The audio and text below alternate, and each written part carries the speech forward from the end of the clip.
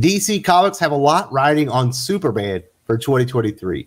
They've revitalized Action Comics, and based on the sales, it looks like it's taking, at least initially. They're liking the Philip Kennedy Johnson stuff. They're liking the Dan Jurgens stuff. They're putting up with the Leah Williams stuff. They've decided to relegate John Kent to the miniseries where he always belonged. Once Tom Taylor ruined that character, he was never going to be able to front his own Superman series. Clark Kent is back as the star of the Superman comic book. We get the #1 issue this week from Joshua Williamson, a writer I like, but sometimes I don't like, with Jamal Campbell on art. There's been a lot of praise for this comic book. There's a lot of 10s out there. There are some reviews that are a little bit lower. I think the lowest one that I've seen is about an 8. I'm personally a little bit more towards the low end, but I absolutely see why people like this comic book. There are some things to absolutely love about Superman #1, and I'm going to cover those first because I want to tell you why this is a good comic book. But there's also some things, there's some hints, a direction that this is going that I absolutely do not like. It's a waste of time.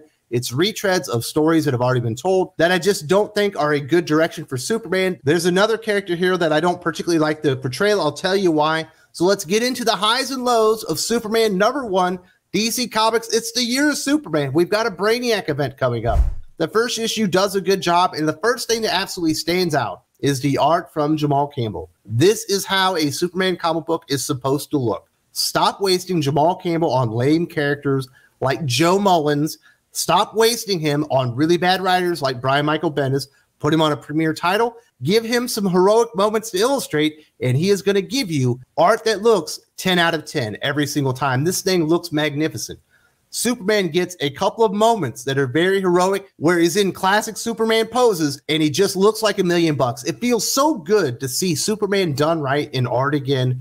So if you're looking for a well-illustrated Superman comic, this is the place to be. You are not going to find a better looking, slicker Superman comic book on the shelves. And there's some things about Superman that I really, really like.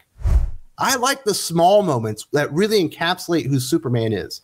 There's a great moment in here. It's not big to the story or whatever, but it means something as a Superman fan to the character. It feels like Superman. And we haven't really seen Superman be himself for a really long time. It feels like everyone wants to go to the darkest places possible and explore the dark nature of Superman. I like Werewolf Saga. If you haven't read that, I definitely recommend it. And it definitely says something about Superman, but I kind of like this version better. It opens up with an action scene. This villain attacks a wedding. Superman saves the day. He ends up talking to this new police officer. Apparently, it's going to be a big deal in this series. This is the only thing about the art that I don't like is the look of that police officer. There are dress and appearance standards for police officers. He would not be able to have hair like that, and he certainly wouldn't dress like a dandy. That character design, notwithstanding, everything else looks great. He's talking to him, and he hears that the wedding can't go on because the official actually ran away during this big melee, and it sounded like a job for Superman. And we get this really cool collage. Superman showed up. He officiated the wedding. He took pictures with the entire family. He was a part of the big party. He was out on the dance floor having a good time. You don't have to overthink this stuff. Superman is a wholesome character. You don't have to avoid the wholesomeness of the character. In fact, if you embrace it, Superman fans are going to like that.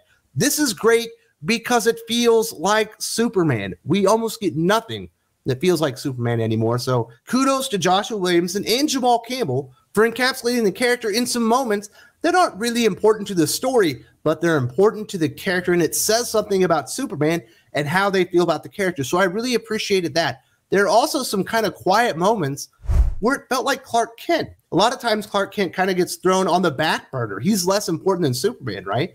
But Clark Kent is the hero behind Superman. Without his morals, his faith in humanity, his upbringing by his parents, there is no Superman. He's not Superman because of his powers. He's Superman because of the man behind the powers. And he is a vulnerable character when he's not wearing the Superman uniform, especially with his wife, Lois Lane. He says, so much has happened since I returned. I'm trying to find my focus. I'm not totally used to our lives being back like this, but I'm happy. For years, I trained my hearing to keep an extra focus on certain people. You, John, my parents, Bruce, and Lex. You can hear him now, even from prison. He claims he wants to help. You're not buying that, right? Since the day Lex Luthor was born, he's been out for himself. Sometimes I feel like Lex is the only person I've ever given up on, Lois. Hey, Lex gave up on Lex. But if you're looking for something to focus on, did you bring your farmer overalls from Smallville? That's a nice moment between Clark Kent and Lois Lane. He is vulnerable. He's not completely confident in all situations. So I like what it had to say about Clark Kent. I'll get to the Lex Luthor stuff here in a minute because I think that's actually a pretty bad direction, and I'll explain that here in a second. There's something, I don't know how I feel about this, but I think I don't like it. Lois Lane is now the acting EIC of the Daily Planet, and she comes out screaming, and this goes for all of you. If you think that just because I used to be one of you, that I'll give you any leeway, you're in for a surprise. If anything, Perry was too easy. Miss Lane, I was wondering if I could interview you. I'm not the story kid. And what are you doing here sitting at a desk anyway? The news waits for no one. If that story has legs, you better chase it. You all hear me? And then she says, why did I agree to this gig? That doesn't feel like Lois Lane at all. This is a confident character. She doesn't have to exhibit false bravado to get people to follow her. She's one of the greatest reporters in the history of the world. The other reporters know that. They're going to follow her, and she doesn't have to go out there and change her personality to become a leader. So I thought that was just a really stupid take on Lois Lane and how she would act if she became the EIC of the Daily Planet. And just even the way she's walking does not feel like Lois Lane. My mind is open on this. It's willing to be changed, but I think that's a bad way to portray Lois Lane. But really, it's the Lex Luthor, Superman stuff that's going on the entire story. As Superman is fighting these villains and stuff, he's listening to Lex Luthor, who's trying to give him advice. Use your ice breath to create a fog that obscures her vision. Then break her arm or leg, your choice.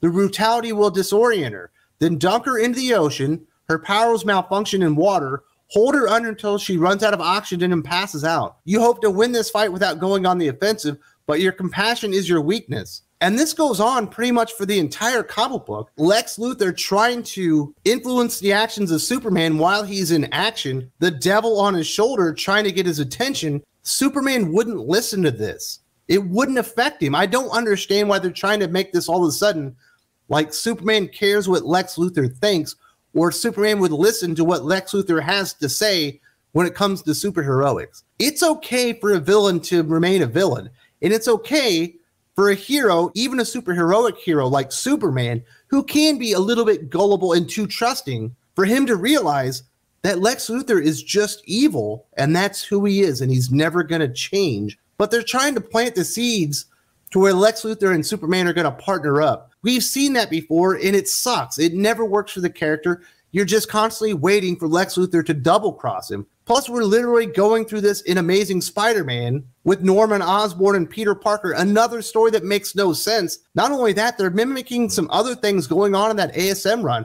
All of a sudden, Mercy Graves uses nanotechnology to change LexCorp into SuperCorp. And Superman has an entire team of scientists working with him that are monitoring the globe 24/7 and reporting to him. And all these tools are at the disposal of Superman now because Lex Luthor wants to help him because he suddenly realized Superman was the good guy all along and there's a bigger threat coming and he's got to be on the side of good. And maybe if this had never happened or we had never seen a story like this, this could be effective, but this has already happened. We're seeing stories like this right now, and it's just not all that exciting. I think it's a terrible direction to go. I wish they could do something unique to the character of Superman that actually makes sense. If it needs to contain Lex Luthor, do something with Lex Luthor that makes sense for Lex Luthor and the history these two have together as nemesis. They've been fighting each other for a very long time. I don't see why Lex Luthor is just going to give all his money and all the tools at his disposal and lay them at the feet of Superman all of a sudden. Superman and Lex Luthor are going to team up, and it's going to be stupid. It's not a compelling story to tell, and it's certainly not new. So there are absolutely some amazing things going on in Superman #1 that should have Superman fans very optimistic. It looks like $1 million. There's some nice, smaller moments that absolutely feel like Superman. There's some great moments that absolutely feel like Clark Kent.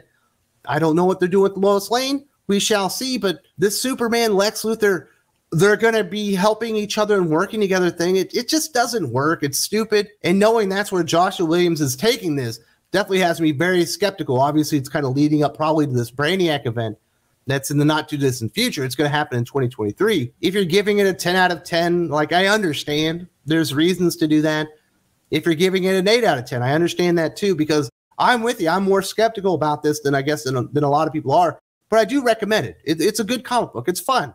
I'm glad I got to talk about something I actually enjoyed for my birthday. You know, I'm 45 years old today, and I got to enjoy it talking about Superman, one of my favorite characters of all time. And there have definitely been worse directions for Superman in recent history, and hopefully Joshua Williamson can actually nail the landing for once, because that hasn't happened often. But we know it won't be terrible like Tom King's take on Superman.